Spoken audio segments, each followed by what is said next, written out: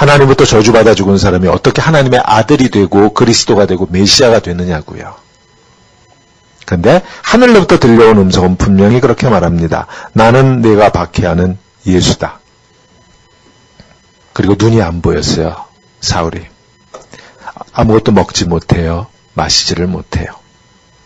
그런데 아나니아라고 하는 예수 믿는 한 사람이 찾아와서 그러죠. 하나님이 나를 너한테 보냈다. 그러면서 사울에게 안수하고 기도했더니 어떤 일이 벌어졌어요? 눈에서 비늘과 같은 것이 떨어져 나갔다고 그랬어요. 눈에서 비늘과 같은 것이 떨어져 나가고 새롭게 보기 시작한 것이에요. 이렇게 눈에서 비늘과 같은 것이 떨어져 나가고 새롭게 볼 수 있게 되니까 새로운 눈을 가지고 새로운 시야를 가지고 보니까 뭐가 보여요? 예수라고 하는 저 청년이 나무에 달려 죽었기 때문에 분명히 하나님의 저주를 받아 죽은 것이 분명하다고, 하나님한테 저주를 받고 지옥불에 떨어지게 분명하다고 나는 그렇게 보았었는데 이제 눈에 비늘이 벗겨지고 나서 보니까 그렇지 않다라는 것이 보입니다.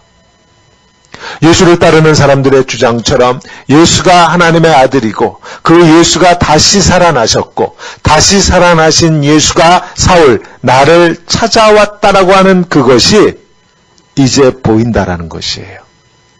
눈에 비늘이 벗겨지고 나니까 보여요. 그 전까지는 예수가 누구예요? 사기꾼이에요. 정신병자 같았어요. 어떻게 자기가 하나님의 아들이라고 그래.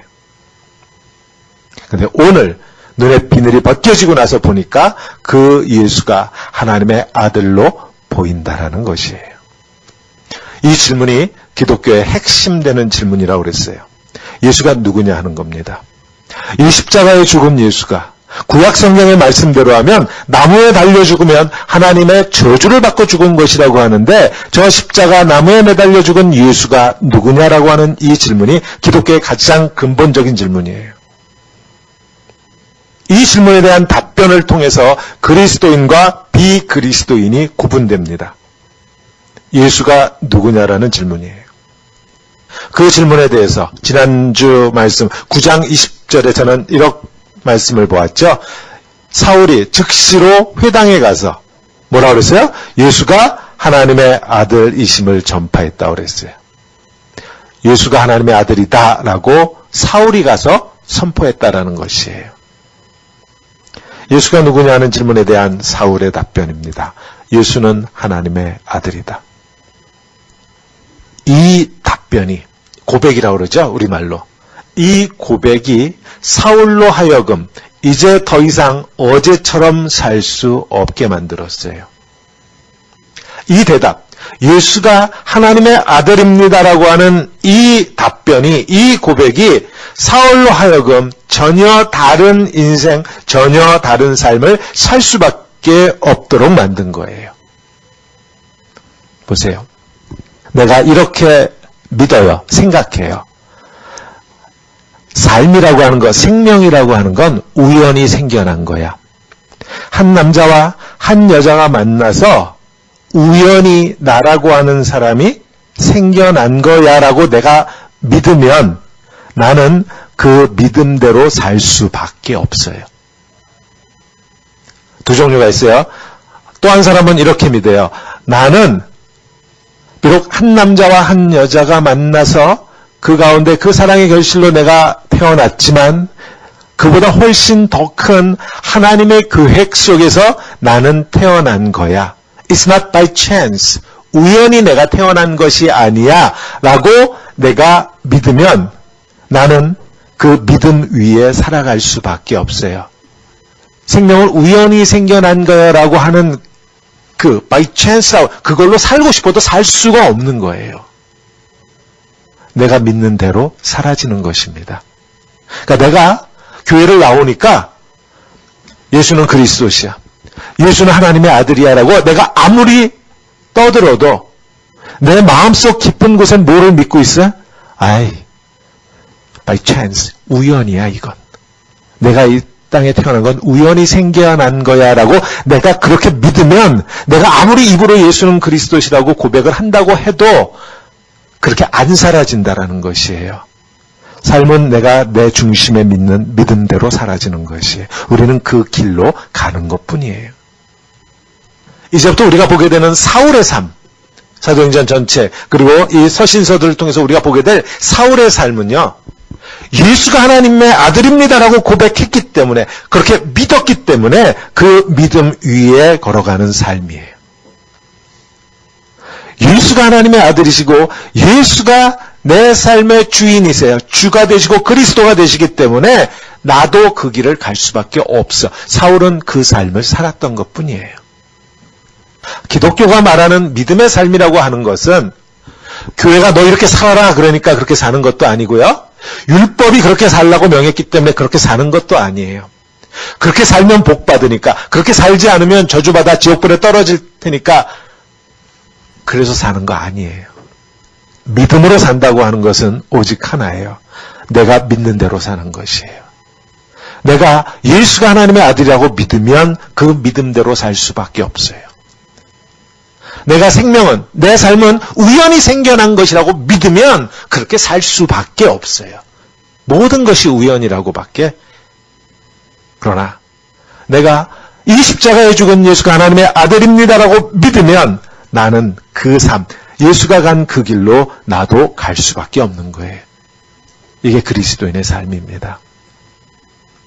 우리 성도님들, 저와 우리 성도님들, 우리의 고백이 중심에서부터 나온 고백이 되어서 이 길로 살 수밖에 없는, 십자가의 길 외에는 그 어떤 길도 없어서 내게는 다른 초이스가 없어. 왜? 삶은 우연이 아니기 때문에.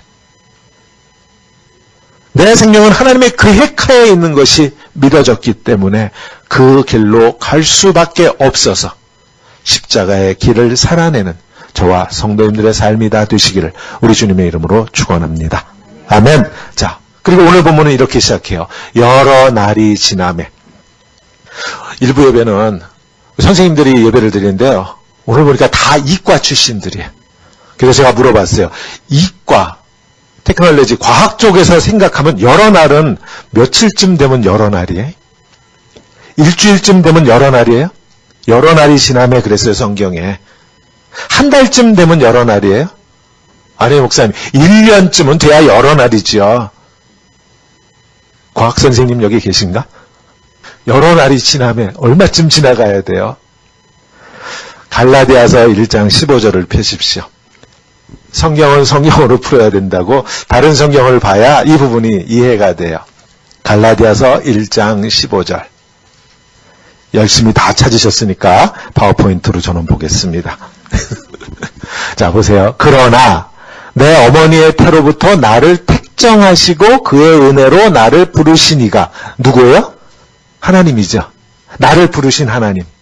하나님이 그의 아들을 이방에 전하기 위하여, 즉 예수님이죠. 예수를 이방 사람들한테 전하기 위해서 예수를 내 속에 나타내시기를 기뻐하셨을 때, 그때가 언제예요?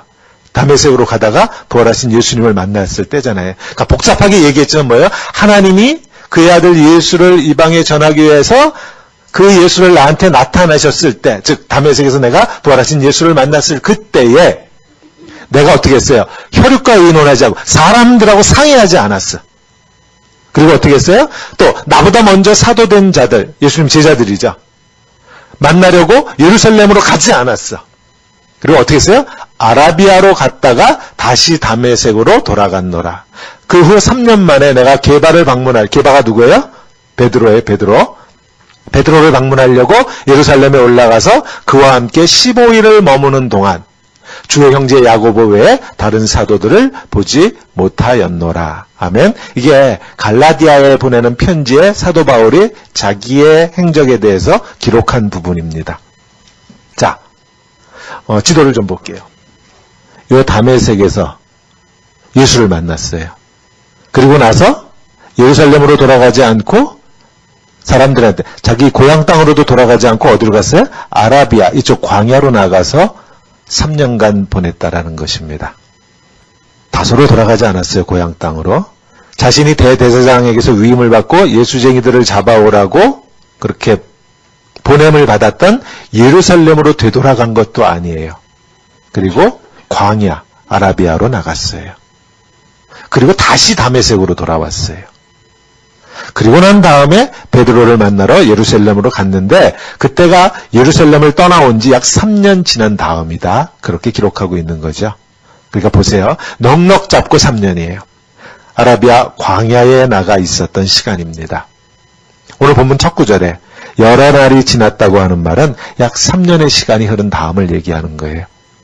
그러니까 9장 22절하고요. 23절 사이에는 약 3년간의 공백이 있다는 걸 알고 읽으셔야 돼요. 여러 날이 지나매. 그런데 유대인들이 광야에서 3년 만에 돌아온 사울을 죽이려고 했답니다. 왜 그랬겠어요? 배신자의 낙인이 찍혀 있잖아요, 지금. 자기들 배신했잖아요. 예수쟁이들 잡아오려고 하던 그 사람이 이제 예수쟁이가 돼버렸으니까 도망자의 신세가 돼버렸어요. 다행히도 다메섹에 살고 있는 그리스도인 형제들의 도움을 받아서 한밤중에 광주리에 매달아가지고 성문 밖으로 탈출시켰어요. 영화에서나 볼 수 있는 그런 장면이 나온 거예요. 그러고 보면 사울의 인생을 보면요. 이게 뭐라 그래요? 인생무상 그래야 되나? 바리새인. 예루살렘으로 유학 와서 가말리엘 문화에서 곧 최고의 랍비가 될 거. 유대인 최고의 엘리트의 삶이 보장돼 있었는데 누구나 그렇게 예상하고 누구나 그렇게 기대했던 전도양양했던 그런 기대주였어요. 누구나 다 기대하는. 근데 그가 하루아침에 생명의 위협을 받고 쫓겨다닙니다. 누군가의 도움 없이는 생존하기조차 힘든 그런 상황으로 곤두박질 치고 말았어요. 사울은 아마 그 전까지 이렇게 생각했어요. 내가 누군가한테 도움을 주면 주었지 누군가한테 내가 도움을 받고 살게 될 것이라고는 꿈에도 생각해 본 일이 없을 겁니다. 저는 목회하면서 그런 분들 많이 만났어요. 예를 들어 한국에서 잘 나갔어요. 교회에서 인정받고 신앙 좋다는 말 들으면서 사회적으로 신앙적으로 교회에서 인정받으면서 그런 삶을 살다가 어찌어찌하여 미국으로 오게 되었는데 미국에 와서 보니까 이게 언어가 통하기를 하나 직장을 잡기가 쉽기를 하나 혼자 사는 게 너무 어려워. 그러니까 여러 사람들로부터 도움받아요. 대부분의 경우 공항에서 픽업 나온 분들에 의해서 직업이 선택되고 결정되고 그런 도움부터 받기 시작하잖아요. 드라이브 라이선스 따라가고 하는데 누군가 라이드 해줘야만 되고 도움을 받는 게 익숙하지가 않아요. 생활이 힘들다 보니까 신앙생활도 어려워지고 그 좋던 믿음은 다 어디로 갔는지 교회에서 별로 인정받지 못하는 것 같고 마음은 점점 강팍해지고 다른 사람으로부터 도움받는 게 싫어서 점점 쪼그라들어가는 그러한 삶. 내가 다른 사람을 도와주는 건 몰라도 내가 어떻게 다른 사람들로부터 도움을 받아야 하느냐고 그것을 인정하지 못하는 이민 삶에는 특별히 그런 분들이 많아요. 아마 사울이 그런 사람이었을 것 같아요. 항상 누군가를 돕는 입장, 누군가를 상담해주는 입장, 누군가를 가르치는 입장. 그러니까 다른 사람들로부터 도움받기보다는 도움을 주는 그런 삶을 살았던 사울이 예수를 만나고 처음 부딪혔던 문제가 뭐예요? 다른 사람으로부터 도움을 받는 걸 배우는 거예요. 예수 믿으면 금방 내 문제가 해결될 것 같고 예수 믿으면 금방 병도 나을 것 같고 예수 믿으면 자식 문제도 해결될 것 같고 남편 문제, 아내 문제도 해결될 것 같고 그렇던가요? 저는 그렇지 않더라고요. 사울도 마찬가지였어요. 예수를 믿자마자 무슨 일이 제일 먼저 생겼어요? 앞이 안 보여요. 눈이 안 보여요. 눈이 멀어서 다른 사람 도움으로 다메섹 성읍 안으로 누군가의 손을 잡고 들어왔어요.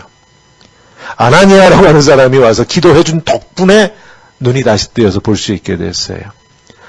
그러고 나서는 유대인들로부터 봉변을 당할 뻔했어요. 그리스도인들이 도와주어서 무사히 다메섹 성을 빠져나갈 수 있었어요. 계속해서 도움을 받는 삶의 연속입니다. 예수 믿으면 금방 만사형통하고 대박나고 그런 거 아니에요. 오히려 철저하게 내가 무기력한 존재라고 하는 것을 배우는 게 먼저예요. 누군가의 도움 없이는 결코 나 홀로 설 수 없다라는 것을 배우는 것이 그리스도인의 삶의 첫 출발선입니다. 하여튼 3년 만에 다시 예루살렘을 찾아갔대요. 그래서 이유가 뭐예요? 다메섹에서 유대인들한테 생명의 위협을 받아서 예루살렘으로 도망치듯 간 거예요. 이제 질문해야죠. 왜 예루살렘으로 안 가고 아라비아 광야로 나갔을까? 왜 고향으로 안 돌아가고 왜 예루살렘으로 가지 않고 3년씩이나 되는 시간을 아라비아 광야에 가서 숨어 지내다가 돌아왔을까? 3년 동안 숨어 지내고 돌아오면 자기를 알아보는 사람이 하나도 없을 테니까 시간이 그렇게 갔으니까 아무도 나를 못 알아보고 이제 안심해도 된다. 그래서 3년 동안 나가 있었던 건 아니겠죠. 우리가 보지만 사울이 입 다물고 살기 전에는 안 돼요. 입 다물고 지내면 몰라도 예수가 하나님의 아들이라고 선포하는 한 유대인들에게 사울은 눈의 가시 같은 존재였어요. 3년 아니라 10년, 100년이 지나도 유대인들에게 사울이 예수쟁이를 핍박했던 사울이 돌아와서 예수가 하나님의 아들이다라고 선포하는 한 사울은 쫓겨다닐 수밖에 없었어요. 사울은 혼자 있는 시간이 필요했습니다. 여기서 혼자 있는 시간은 물론 하나님과 단 둘이서 함께 있는 시간을 의미해요. 사울에겐 이 시간이 필요했어요. 생각해 보세요. 그동안 바리새인으로 배워온 하나님의 말씀들.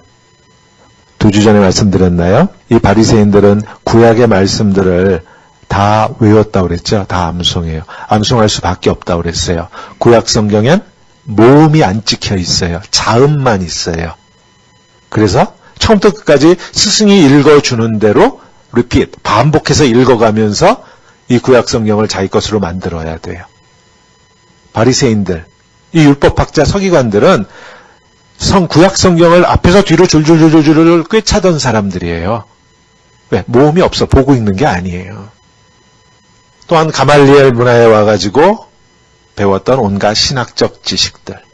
이 모든 것들을 예수라고 하는 렌즈를 통해서 다시 봐야 하고 다시 해석해야 하는 시간이 필요했어요. 다시 예수라고 하는 렌즈를 통해서 구약의 말씀, 신학적 지식, 이 모든 것들을 묵상해야만 하는 시간이 필요했습니다. 그 기간이 일단 3년이었어요. 그럼 비슷해요. 요즘도 신학교 가면 3년은 공부해야 되거든요. 이 시간이 필요했어요.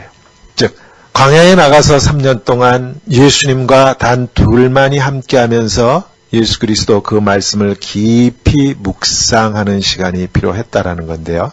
그리고 나면 우리가 갈라디아에서 보았듯이 3년 만에 예루살렘으로 올라가서 15일 동안 누구를 만났어요? 베드로를 만났고 사도들 중에는 예수님의 형제 야고보를 만났다. 이 두 사람을 만났어요. 15일 동안. 베드로가 누구예요? 예수님의 제자들 중에 수제자예요. 야고보가 누구예요? 예수님의 형제예요. 즉 예수님을 온 몸으로 부딪혀서 알던 두 사람, 형제 야고보와 수제자 베드로, 이 두 사람으로부터 예수님에 대해서 생생한 이야기를 듣는 시간이 필요했어요. 그 시간이 15일이었습니다. 아마 광야에서 혼자 기도하고 묵상하는 것만으로 다 채울 수 없었던, 다 이해할 수 없었던, 다 깨달을 수 없었던 것들을 이해하고 깨닫는 시간이 예루살렘을 방문해서 이 베드로와 야고보를 만났던 이 시간이었을 것이에요. 물론 예루살렘에 사울이 올라가니까 그리스도인들이 열렬하게 사울을 환영해 준 건 아니죠. 많은 그리스도인들, 3년의 시간이 지금 흘러갔지만 많은 그리스도인들에게 사울은 여전히 누구예요? 자기 아버지를 붙잡은 사람이에요. 자기 엄마를 붙잡아가고 자기 형제를 붙잡아갔던 사람이 사울이잖아요. 따라서 유대인들만 사울을 원수처럼 여기는 게 아니고요. 교회 공동체 안에도 사울이 원수처럼 여겨진 사람들이 있었다라는 것이에요. 그래서 26절에 그랬잖아요. 사울이 예루살렘에 가서 제자들을 사귀고자 하나 다 두려워하여 그가 제자됨을, 사울이 예수 믿는 예수쟁이 됐다라는 것을 믿지 아니하더라 그랬습니다. 어떻게 믿어졌겠어요? 그때 혜성처럼 나타난 사람이 바나바였어요. 바나바 기억하세요? 누군지? 저 앞에서 교회가 처음 세워졌을 때 어디에? 예루살렘에. 그때 자기 재산을 팔아가지고 사도들 발 앞에 갖다 헌금한 사람. 누가 시키지도 않았는데 자기의 모든 것을 주님 앞에 헌신했던 그 바나바. 그 바나바가 사울의 후견인이 되어 주었어요. 물론 하나님이 도우심이 있었지만 생각해보세요. 바나바가 없었다면 사울은 예루살렘에 있는 그리스도인들로부터 왕따 당했을 거예요. 원수. 우리 아버지 우리 엄마 잡아간 놈. 누가 쉽게 마음을 열고 사울에게 다가와서 손을 잡을 수 있었겠어요? 그리고 이어지는 사건은 다메섹에서 있었던 사건하고 똑같아요. 사울은 또 선포해요. 예수가 하나님의 아들이라고. 저 십자가에 죽은 예수가 하나님의 아들입니다. 또 선포하고 다녀요. 그랬더니 여기 예루살렘에서도 다메섹에서와 똑같이 어떤 일이 생겼어요? 유대인들이 사울을 죽이려고 합니다. 29절 또 주 예수의 이름으로 담대히 말하고 헬라파 유대인들과 함께 말하며 변론하니 그 사람들이 죽이려고 힘썼다 그래요. 그랬더니 이번에도 예루살렘에 사는 그리스도인들이 사울을 탈출시켜요. 계속해서 무슨 007 영화 보는 것 같아. 근데 이번엔 어디로 도망갔대요? 30절에 보니까 형제들이 알고 가이사랴로 데리고 내려가서 다소로 보내니라. 가이사랴는 이거 예루살렘이고요. 이 지중해 해안 도시가 가이사랴예요. 가이사랴로 다소를 데리고 가서 사울을 데리고 가서 다소 고향으로 아마 배 타고 가지 않았을까 싶은데 고향 다소로 돌아갔어요. 이렇게 해서 사도 바울, 사울이 부활하신 예수님을 만나서 전혀 새로운 사람으로 변화되는 이야기가 일단락돼요. 자, 고향으로 돌아갔다 오는데 금이 환영할 것으로 의심하지 않고 기다리고 있던 부모님과 일가 친척들, 그들에게는 청천의 마른 하늘의 날벼락이었겠죠. 예수쟁이가 돼서 돌아왔습니다. 자, 사울이 그렇게 해서 다시 등장하는 것은요, 11장으로 가면 다시 등장해요. 우리가 9장 보고 있죠? 11장을 펴보세요. 이건 파워포인트 준비 안 했어요. 11장 25절. 11장 25절에 가면은요, 바나바가 사울을 찾으러 다소에 갔다 그러죠. 사울이 고향 땅 다소에 가 있는데 바나바가 사울을 찾으러 다소에 가서 만나 안디옥에 데리고 와서 둘이 교회에 1년간 모여있어 큰 무리를 가르쳤고 제자들이 안디옥에서 비로소 그리스도인이라 일컬음을 받게 되었더라. 기억하실 거예요, 이 말씀. 몇 주 전에 우리가 함께 보았던 말씀입니다.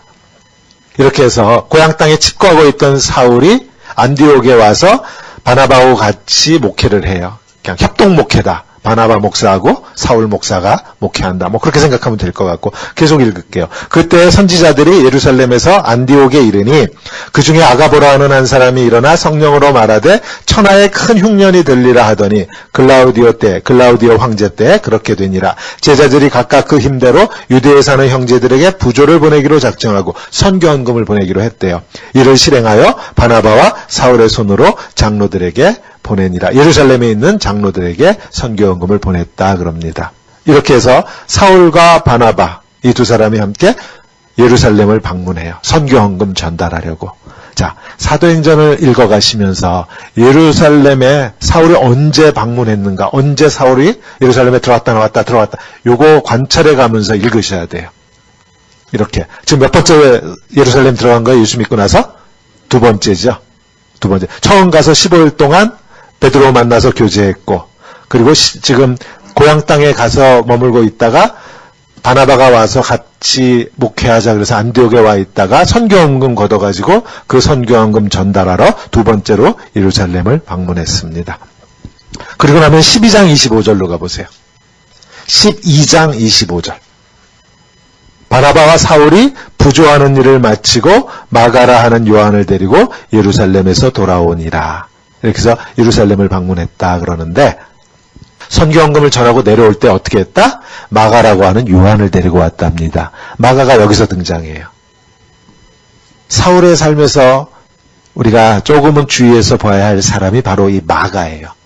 왜냐하면 사울은 이 마가랑 갈등을 일으킵니다. 기억해야 되는데 이 마가가 누구예요? 마가라고 하는 요한? 마가의 다락방 우리가 흔히 그러는 그 마가고요. 동시에 신약성경 두 번째 책 이름이 뭐예요? 마가복음, 그 마가예요. 뒤에 가서 밝혀지지만 또한 바나바의 생질, 조카입니다. 이 젊은 청년 마가가 여기서 등장해요. 자, 기억하시고요. 왜 그런가 하면 다음 주 본문이 이제 13장으로 넘어가요. 13장에서부터 바나바하고 사울이 이방 땅에 선교여행을 다니면서 이방인들에게 복음을 전하고 예수를 전하고 그 이방 땅에 교회가 세워지는 이야기가 13장부터 시작돼요. 다음 주부터는 그 이야기를 우리가 함께 볼 것입니다. 자, 오늘 본문으로 돌아가서 오늘 본문의 맨 마지막 절로 갑니다. 사울이 도망치듯이 자기 고향 다소로 떠나간 다음에 어떤 일이 있었는지 딱 한 줄을 9장 31절은 이렇게 기록하고 있어요. 그리하여 온 유대와 갈릴리와 사마리아 교회가 평안하여 든든히 서가고 주를 경외함과 성령의 위로로 진행하여 수가 더 많아지니라. 아멘.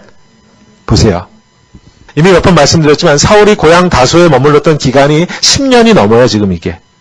우리는 이게 며칠 안 되면 고향에 돌아가서 몇 달 있다 다시 돌아온 것 같이 읽기 쉬운데 10년 넘는 시간을 자기 고향 땅에 돌아가 있었습니다. 근데 그 기간에 사울이 없는 동안에 유대와 갈릴리와 사마리아 어떤 일이었어요? 교회가 더욱더 부흥했다라는 거예요. 이게 교회예요. 무슨 뜻인가 하면요. 교회는 스타 플레이어들에 의해서 굴러가는 것이 아닙니다. 한국 축구에는 박지성과 같은 걸출한 스타 플레이어가 하나가 있느냐 없느냐에 따라서 4강에도 올라가고 8강에도 올라가고 그렇게 되겠지만 교회는 스타 플레이어에 의해서 굴러가는 그런 조직이 절대로 아니에요. 아직 베드로도 있고 야고보도 있고 물론 쟁쟁한 스타 플레이어들이 있다고 말할 수 있지만 후에 사도 바울이 등장하고 나서 이룬 업적들을 생각해보면 사도 바울이 없는 이 10년의 세월 동안 교회가 든든하게 부흥해 갔다라는 사실이 놀랍기만 해요. 우리 생각은 이래요. 하나님이 하루라도 빨리 사도 바울을 들어 쓰시는 것이 하나님한테 득이 될 거라고, 도움이 될 거라고. 그런데도 하나님은 정말이지 진득하게 기다리십니다. 10년 넘게. 기다리는 걸로 따지면 하나님은 금메달이에요. 아무도 도전 못할 거예요. 정말 기다리시는 거 잘 아세요. 교회는요, 돈 많은 몇몇 사람에 의해서 굴러가는 조직 아니에요. 교회는 신학 공부 많이 한 몇몇 사람에 의해서 굴러가는 조직도 아니에요. 교회는 엄마 뱃속부터 예수쟁이로 자란 교회 경험이 많은 몇몇 사람들에 의해서 굴러가는 것도 아닙니다. 오직 하나, 교회의 머리가 되시는 예수 그리스도, 그분에 의해서 굴러가요. 물론 하나님이 우리를 쓰세요. 하나님은 사람을 통해서 자기의 뜻을 펼쳐가세요. 그러나 우리가 없으면 하나님이 아무 일도 못하신다. 그런 뜻은 아니에요. 내가 없어도 교회는 굴러가고요. 내가 없어도 하나님의 뜻은 조금 더 꺾임없이 이루어져요. 교회 역사상 그 누구도 해낼 수 없는 놀라운 업적을 남긴 사도 바울이지만 사도 바울이 없었음에도 교회는 얼마든지 부흥해 가더라. 왜 그래요? 교회의 주인이 예수 그리스도 하나님의 아들이시기 때문에 그렇습니다. 근데 혹시라도요, 이 말씀을 듣고 그러니까 내가 없어도 된다는 거잖아. 내가 없어도 찬양팀 굴러간다는 뜻이잖아. 내가 없어도 성가대 된다는 거잖아. 내가 없어도 하루 안 나와도 이 교회 잘 굴러간다는 뜻이잖아. 내가 굳이 이렇게 혹시라도 생각하시면 뭘 모르는 거예요? 은혜를 모르는 거예요. 십자가의 예수를 모르는 거예요. 하나님을 모르는 거예요. 내가 누구간데 하나님이 내 헌신을 받으세요. 어떻게 하나님이 내 예배를 받으시고 내 찬양을 받아주시고 어떻게 이게 얼마나 영광스러운 것인지 우리는 상상할 수 없습니다. 이걸 알면 나를 받아주시는 하나님이라는 것을 알면 내가 하나님 앞에 드리는 모든 것이 은혜요, 감사요, 영광인 것이에요. 물론 나 없어도 하나님의 나라는 이루어져요. 근데 그 나라에 하나님이 나를 부르셨다라고 하는 이 놀라운 은혜, 이 은혜를 아는 것이 곧 예수를 아는 것이에요. 내가 없어도 부흥하는 교회, 사도 바울이 없어도 부흥하는 교회, 내가 없어도 이루어져가는 하나님의 계획, 사도 바울이 없어도 하나님의 계획이 이루어져 간다라는 것. 그래서 사도 바울이 아라비아 광야에서 3년을 홀로 주님하고 보내고 다시 자기 고향 땅으로 돌아가서 10년 넘게 아무도 자기를 알아주지 않는 그런 무명의 시간을 보내고 그랬음에도 불구하고 그 시간에 교회는 부흥하더라. 사도 바울과 같은 위대한 신학자가, 불같은 열정을 가지고 있는 선교사가 예수를 믿고 하나님께 쓰임받기 전까지 광야와 같은 곳에서 누구의 방해도 받지 않고 하나님의 말씀을 묵상하는데 3년 시간, 10년 시간, 이러한 시간이 필요했었어요. 그러니까 제가 우리 성도님들한테 우리도 광야에 나가서 3년 보내고 고향에 돌아가서 10년 보내고 다시 돌아와서 하나님의 일을 하십시다. 이런 뜻은 아니고요.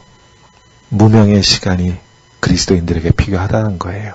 하나님하고 단 둘만 있는 그 시간들이 필요하다라는 것입니다. 아무도 나를 알아주지 않아도 하나님 한 분만 바라보는 그 시간. 이런 시간은 그리스도인이라면 누구에게나 필요한 것이에요.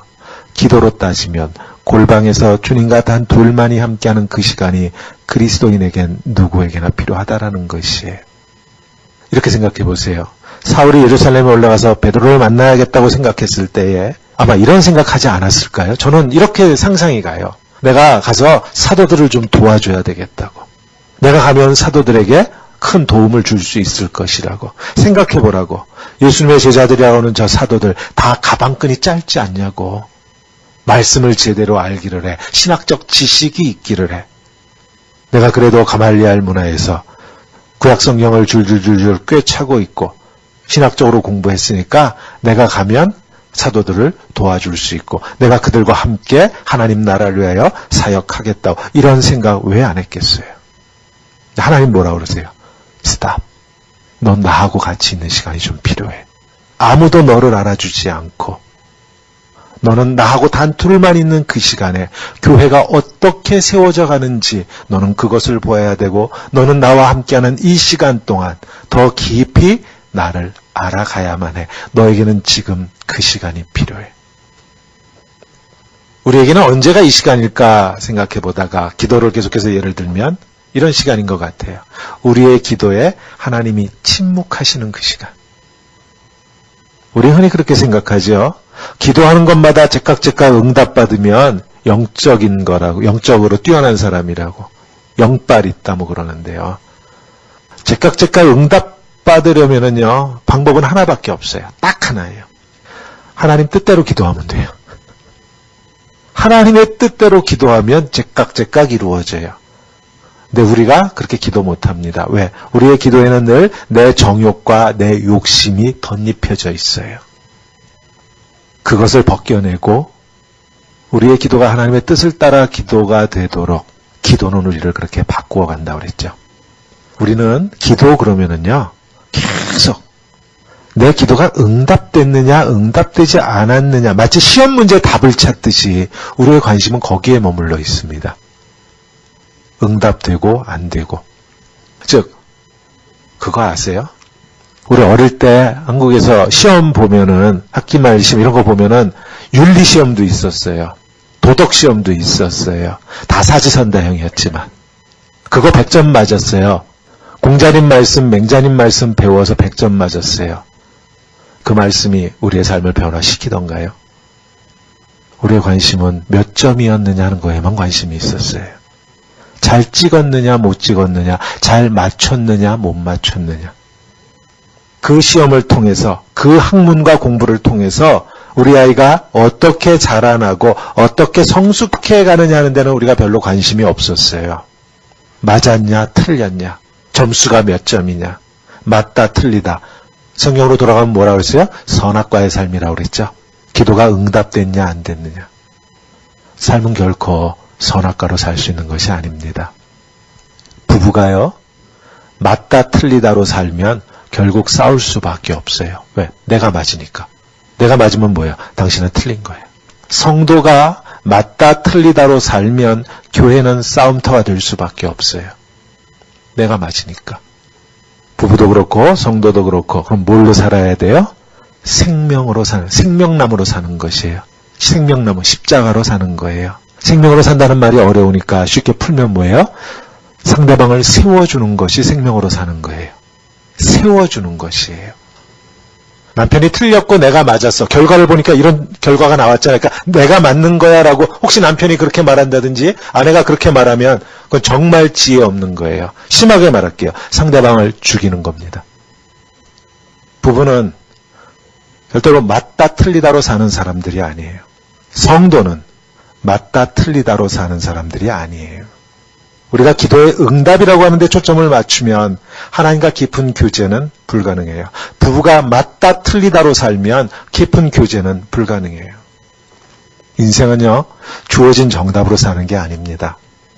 함께 답을 찾아가는 과정 자체가 인생이에요. 하나님하고 같이 함께 답을 찾아가면서 때론 넘어져요. 때론 쓰러져요. 때론 헤매기도 해요. 그러면서 하나님과 나만의 답을 찾는 것이에요. 남편과 아내가 자기들만의 사랑의 답을 찾아가는 것이 인생이에요. 근데 우리는 자꾸 누군가가 나에게 정답 주기를 원해요. 그렇게 살지도 못하면서. 단 둘만이 함께하는 시간. 사울의 경우에서 보았듯이 이 시간은 절대로 불필요한 시간이 아니고요. 이 시간이 하나님이 우리에게 응답하지 않으시고 우리를 저주하는 그런 시간이 아니었어요. 그 시간이 있었기 때문에 우리는 다음 주일부터 사도행전 13장에서부터 시작되는 이방 땅의 교회가 세워지는 놀라운 사역을 보게 됩니다. 그 시간, 하나님과 단 둘만 있는 그 시간, 예수라고 하는 렌즈에 하나님의 말씀을 비추고 묵상하고 하나님을 찬양했던 그 시간이 있었기 때문에 오늘 우리가 알고 있는 사도 바울이 있을 수 있었어요. 그 침묵의 시간에, 하나님과 단 둘만 있는 그 시간에 사도 바울은 주님을 깊이 알아갈 수 있었습니다. 하나님께서 우리에게 침묵하실 때 우리의 기도가 바뀌어가요. 우리의 욕심과 우리의 정욕으로 덧칠해 놓았던 것들이 다 벗겨져 가는 것이에요. 우리의 기도가 바뀌어가면서 주님을 알아가고 하나님 아버지의 마음을 들여다볼 수 있게 돼요. 내가 기도하는 것마다 제깍 응답되면 나는 결코 자라남이 없습니다. 성숙함은 없어요. 하나님께서 침묵하시는 그 시간에, 그 깜깜한 시간에, 답답한 시간에 오히려 우리의 묵상은 더욱 깊어져 가고 주님을 알아가지요. 사도 바울이 10년 넘게 무명의 시간, 아무도 자기를 알아주지 않는 그러한 시간을 보냈지만 그 시간 동안 오히려 분명해진 게 있어요. 사도 바울에게 있어서는. 예수가 하나님의 아들이라는 것입니다. 예수가 주요 그리스도, 내 삶의 주인이시라고 하는 것이 더욱더 분명해져 갔어요. 보세요. 아무도 나를 알아주지 않는다고 하면서 하나님조차도 내 기도에 응답하지 않으신다고 하면서 슬퍼하거나 좌절하거나 누군가를 원망하면서 자기 자신을 파괴하는 시간이 아니고 그 침묵 속에서 내게 침묵하시는 그 깜깜한 절망과 같은 그 시간 속에서 나를 들여다보았고 하나님의 말씀의 깊이를 들여다보았고 아버지 하나님의 마음속을 들여다볼 수 있었어요. 우리는 즉각적으로 주어지는 정답에 너무 익숙합니다. 정답이라는 게 빨리빨리 주어져야지 정답을 찾는데 10년 넘게 걸린다고 하면 요즘 같은 세상에 누가 이 길을 가려고 하겠어요. 다 까무러치지. 따라서 기독교 신앙은 누군가 내게 준 정답을 베끼는 거 아니고요. 정답을 찾아가는 과정의 삶이에요. 무명의 시간이 있었기 때문에 하나님과 단 둘만 함께하는 그런 시간을 가졌기 때문에 사울에게는요. 이 시간이 프로그램이 아니었고 삶이었어요. 무슨 말인가 하면 기도하고 묵상하고 하나님을 찬양하고 예배하는 이러한 삶이 사울에겐 그냥 숨 쉬는 것 같은 삶이었어요. 그 속에서 분명해져 가는 거예요. 예수가 하나님의 아들이라고 하는 것이. 그래서 뒤에서 보지만 자기 동족들한테 매를 맞고 바다에 빠져 죽을 뻔하고 유대 그리스도인들에게 생명의 위협을 받아가면서 그런 환난과 그런 고난 속에서도 흔들리지 않고 자기 길을 갈 수 있었어요. 왜? 침묵하시는 하나님 안에서 예수가 누군지가 점점 분명해져 간 거예요. 하나님이 침묵하지 않으시고 우리의 기도에 즉각 응답하시면 우리는 예수가 누군지 절대로 알지 못합니다. 부모가 자식이 해달라는 거 다 해주면 자식은 절대로 부모가 누군지를 알 수 없어요. 우리 부모가 뭘 좋아하는지, 뭘 싫어하는지 부모가 해달라는 거 다 해주면 그 자식은 절대로 엄마가 어떤 사람인지, 아빠가 어떤 사람인지 알 수 없어요. 거부당하는 속에서 부모를 알아가는 거예요. 내 기도에 응답하시지 않는 하나님 안에서 내가 하나님을 알아가는 것이에요. 성도님들은 어떠세요? 하나님이 내 기도에 즉각 응답하십니까? 영빨 세다고 자랑하지 마세요. 내가 어린아이인 거예요. 혹시 지금 하나님께서 내 기도에 응답하지 않으시고 깜깜하세요? 이 시간 속에서 내게 침묵하시는 하나님 안에서 내 기도가 바뀌어가야 합니다. 내 정욕과 내 욕심으로 덧입혀 놓은 것들을 벗겨내는 시간이에요. 하나님의 뜻이 내 눈에 점점 분명해져서 더욱더 우리의 눈의 비늘이 벗겨져 가는 시간이에요. 이 시간을 피해버리면 하나님을 알 수 없어요. 부부가 그래서 제가 상담할 때 늘 그래요. 싸우시라고. 잘 싸우시라고. 그 시간을 피해버리면 남편은 아내를 알지 못하고 아내는 남편을 알지 못해요. 힘들어도 그 자리를 지키셔야 돼요. 묵상하고 기도하고 찬양하고 예배하는 그 자리가 내가 있어야 하는 자리고요. 이걸 부부의 예로 들면 수다 떠는 시간이에요. 부부가 평소에 수다를 떨 줄 알아야 중요한 문제를 결정할 줄 알아요. 평소에 부부가 묵상하고 기도하고 찬양하고 예배하는 이러한 하나님과 저는 이런 편을 써요. 하나님과 수다 떠는 이러한 시간이 부부 사이에 있지 않으면 정작 중요한 결정을 할 때 뭐가 나와요? 맞다 틀리다가 나와요. 내가 맞다, 네가 틀렸다. 이 시간이 있어서 우리는 사도행전 13장 이후로 사울의 사역과 삶을 볼 수 있게 됩니다.